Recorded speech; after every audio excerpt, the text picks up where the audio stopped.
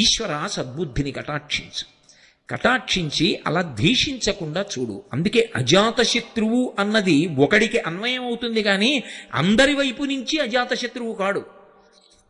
ధర్మరాజు అజాతశత్రువు అని నేను అన్నాను అనుకోండి, పుట్టని శత్రువులు కలిగిన వాడు.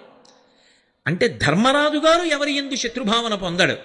ఆయన యందు ఎవరైనా శత్రుభావన పొందితే ఆయన ఏం చేస్తాడు దానికి? అంటే ఆయన అలాని ఊరుకోడు, ఆయన భగవంతుణ్ణి ప్రార్థిస్తాడు. ఈశ్వర వారికి సద్బుద్ధిని కటాక్షించు, వారికి కూడా మంచి బుద్ధినిచ్చి నా యందు లేని దోషాన్ని ఆరోపించి శత్రుభావన పెట్టుకోకుండా పరమ మిత్రభావనతో అందరం చెయ్యి పట్టుకుని మంచి పనులు చేసేటట్టుగా మా యందు సద్బుద్ధిని కటాక్షించు, ప్రేమభావాన్ని మాలో కల్పించు, ఈ శత్రుభావములు విడనాటేటట్టుగా చెయ్యి అని ముందు ఎవడు తన యందు శత్రుభావాన్ని ప్రకటించాడో వాడు తన యందు మిత్రభావాన్ని పొందేటట్టుగా తన నడవడి మారాలని